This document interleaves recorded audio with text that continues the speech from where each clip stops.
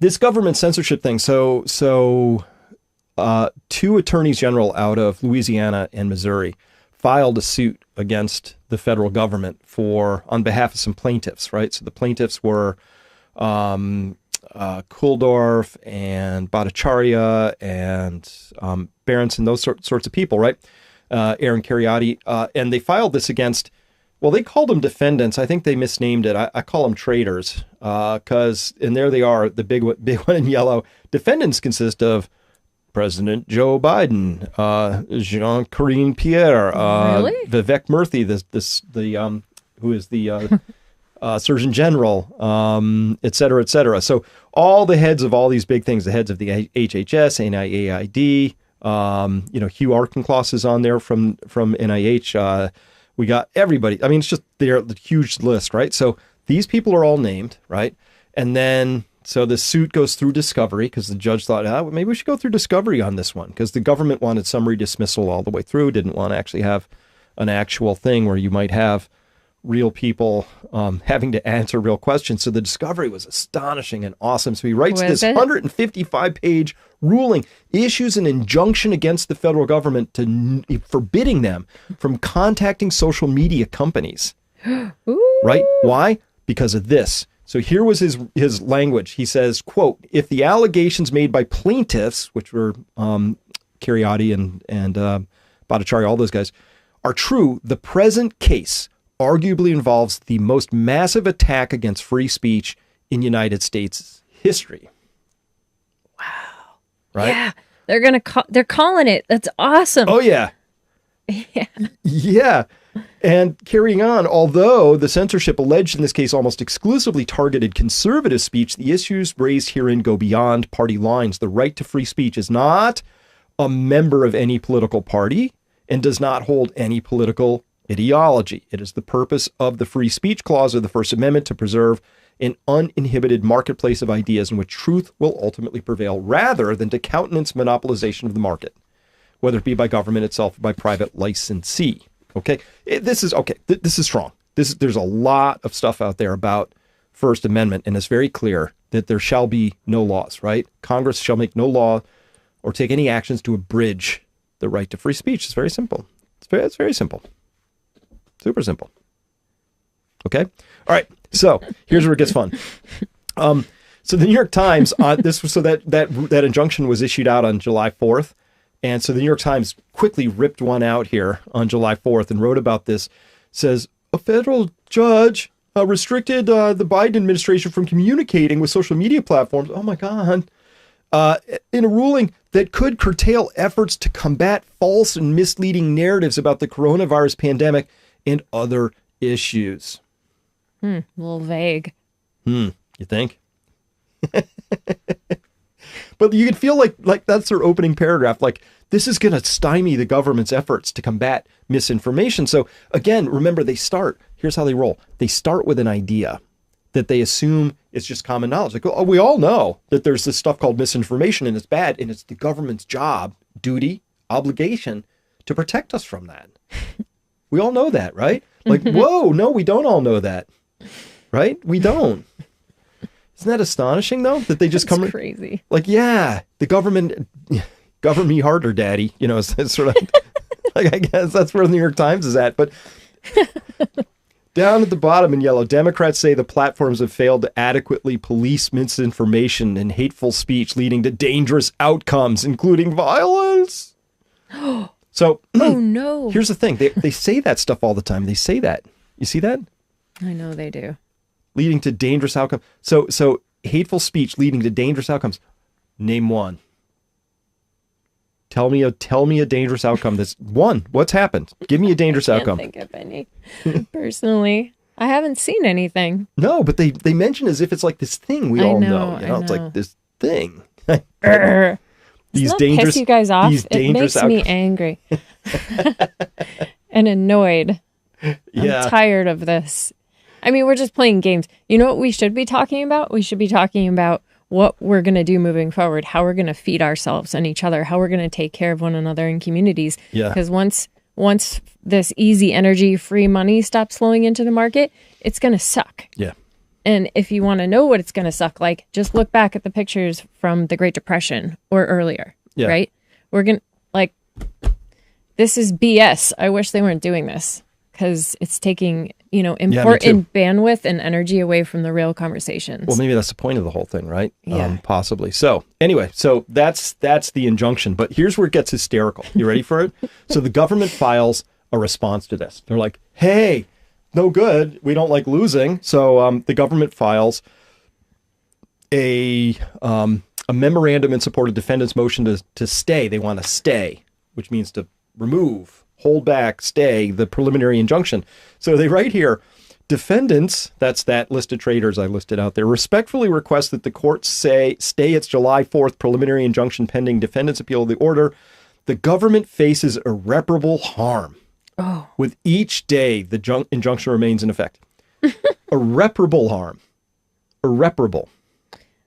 Wow. You mean their reputation that's so amazing as it is? I don't know. What is that the same as the irreparable that happens when you get myocarditis? I don't know. I mean, I'm just wondering. Just asking for a friend. Just asking for a friend, right? So they just state that, right?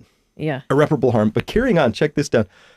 Including, it's going to prevent the government from speaking on matters of public concern and working with social media companies on initiatives to prevent grave harm to the American people and our democratic processes. Oh. Again, they just say it like it's grave harm because, as we all know, see in their echo bubble chambers, right? They just sit there and they all talk about it as if like, well, we all know, since we've already established that when people provide misinformation, that leads to dangerous outcomes, violence, and grave harm. Not like those mostly peaceful protests they had. The fiery but mostly peaceful protests right? A couple of years ago. A few years ago. Right? But no, I mean, that's part of their hypocrisy of them is that if it's their side doing it, it's fine. But if it's some other side, you don't even have to prove that the other side even did it.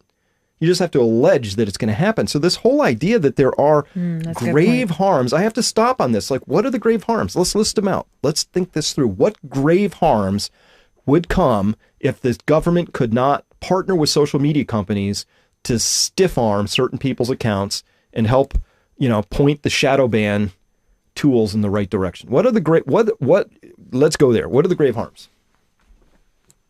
I can't think of any, so I'm going to throw that over to you. I can't either. You guys think of anything? Yeah. If anybody's got any, let me know. I mean, what are the grave harms that could result from the government not partnering with social media companies to stifle free speech? Actually, the grave harms I can think of result from their actions, right? Those I can think of plenty of grave harms around those, but I'm a little confused. So there they just assert this.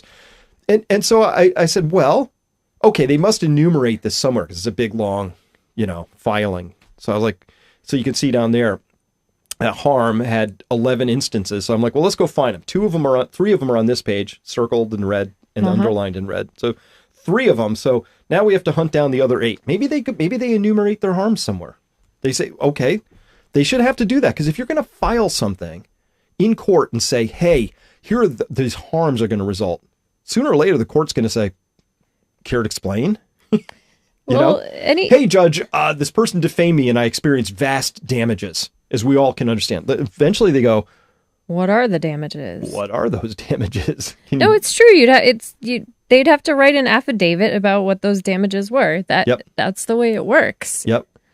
John Buck cut right to the chase on this. Oh yeah, what did he say? Yeah, grave harms to their consolidation of our wealth and power. Thank you. Exactly. It harms their ability to protect us from our freedom, says FNS. Yes, there you go. The harms are exposing the truth. The harms are that they might be revealed to be awful human beings. The harms are that they've been operating illegally and they don't want that exposed. The harms are, they might actually have to suffer a consequence for their actions at some point. Yep. Those are realistic. They are. All right, let's carry on. Look at this. To their bottom line. So here's the next harm in that whole document. To start, defendants will suffer irreparable harm absent a stay of injunction. So the defendants, which again are the traders in this story, right? To start, they say defendants will suffer irreparable harm absent a stay. So that's what they're like, there. So we've just told you we're going to have great harms. Now we're going to tell you what they are. Apparently they're irreparable harms.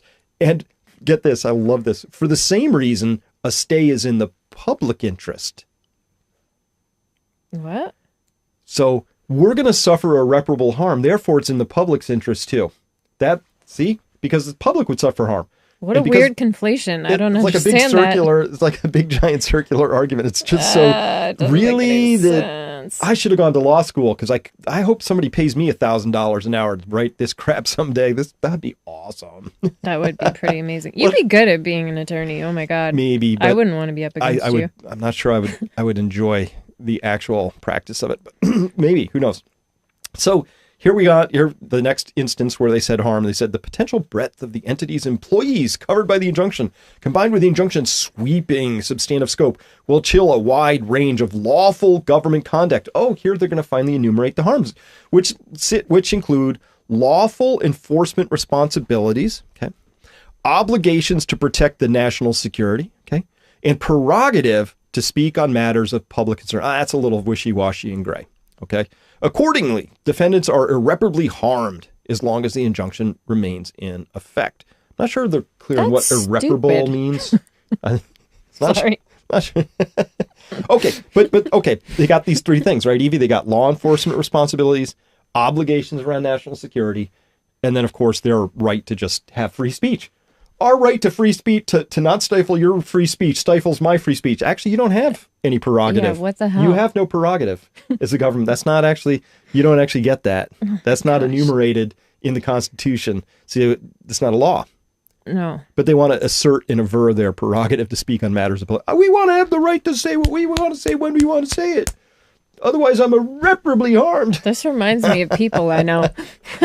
I do. They're 3 years old in the candy aisle at the store. I know, but but just so okay, all right. So let's go there. So the judge in that original injunction ruling actually enumerated some of the things that the government was doing, and they say, hey, look, your stay is going to prevent us from.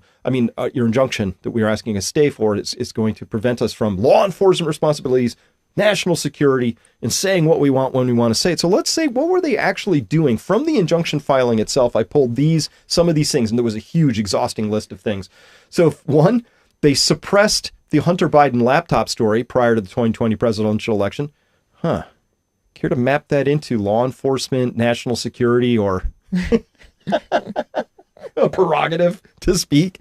Which of those things does number one slot into? I'm a little fuzzy on that. Okay, 2, suppressing speech about the lab leak theory of COVID-19's origin. And by the way, this channel, my channel, got heavily suppressed after I started talking about the lab leak theory. May of 2020 was my first sets of pieces around that, clearly pointing to the solid, overwhelming evidence pointing to a lab origin for the virus, whether it was leaked or whatever happened, I don't know, but a lab origin, right? So I certainly ran afoul, got heavily crunched on number 2. So suppressing speech about the lab leak theory of COVID-19's origin, which of these, is that law enforcement? Is that national security? Or is that just plain flat out embarrassing to Tony Fauci and his ilk who were out there busy funding that sort of behavior? Mm-hmm. So since when did embarrassing information become a matter of national security or whatever they're trying to aver here? Anyway, so let's carry on. So gross. Number 3, suppressing speech about the efficiency of masks in COVID-19 lockdowns and suppressing speech about the efficiency of the vaccines. Law enforcement, nope. National security, nope. Maybe it's a matter of public concern, but of course they were wrong about those things. Dead wrong. So having robust, vital, free speech would have been a wonderful thing to have, because we should have had a robust debate around these things. But instead, Jay Bhattacharya and also Scott Atlas, both out of Stanford, they got heavily. They wrote an article in the Wall Street Journal, or was it New York Times? Anyway, way back when in 2020, saying let's not do these things, and they were dead right. And of course, all the great Barrington Declaration writers are all part of the plaintiffs in this particular case, right? So that's Kuldorf and Bhattacharya, and yes, Yep. Okay, how about number 5? Suppressing speech about election integrity in the 2020 presidential election. Nope. Didn't harm that. Suppressing speech about the security of voting by mail. Nope, doesn't map in. Suppressing parody content about the defendants. What? That's what happened. Yeah, they shut down. The White House chief of staff called Twitter and asked them to shut down an account which was parodying the Biden family. And they did within an hour. What the hell? Yeah. That's Was that a law enforcement responsibility?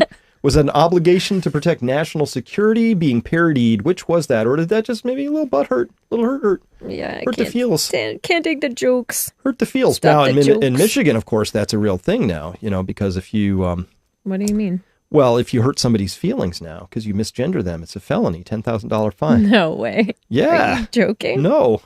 You didn't hear about that? I was weeding that day. You're a lucky gal. I haven't been paying attention. Suppressing negative posts about the economy. See, no, I've done all of these things, so I like hit every You've rung those bells. every bell has been rung. Yeah, you definitely have. I've been a bad boy as far as this stuff is concerned, but I truly believe in rough and tumble free speech. I truly believe that the cure for misinformation is better information. I know that a lot of things science knows is true today are going to turn out to be false tomorrow because people are allowed to speak their minds and question the dogmas. Yes, because right? that's what our country is supposed to be built on. Of course it is. That's actually what our relatives, if they were here, were fighting for, right? Mm-hmm. It's the basis of what being in America, I think, is supposed to be about. I agree. I completely agree. So, and then, of course, number 9, suppressing negative posts about President Biden.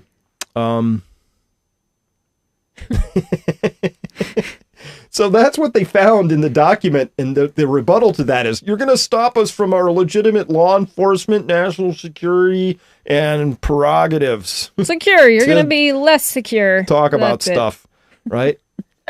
So I don't think they've made a super compelling case here because they didn't specifically address a single one of these things and say, oh, yeah, that stuff was totally off the res. We won't do that anymore. But we do have some other things we still think we need to do. And the best way we can do that, of course, is to work hand in hand with social media companies. So the only way you get around something like this, of course, is you say we were wrong. We're very sorry. We see now that was not the right thing to do. We're going to abide by the judiciary in this particular case. And so here's how we're going to assure that we don't overstep the line again. We totally did it. We're learning. Here's how we don't do that. Instead, they're just trying to claim, no, we didn't do any of that. Nuh-uh. That's what this page is. That's $1,000 of lawyer speak for nuh-uh. Are you making fun of me? Because that's what I say when you catch me on something that I know you're right, but I can't stand it in that moment. Nuh-uh. No. No. Anyway, here's some other places 3-year-old. where they mentioned harm, and that's the end of them in the document. None of these are about plaintiffs failing to identify their own irreparable harms, and plaintiffs' assertions of harms are meaningless and all that. So that's it. They didn't spend any time saying, what are these grave dangers to democracy? What are these grave irreparable harms that are going to result to the American people? They didn't even spend a single minute articulating them. You want to know why? Because they don't have any.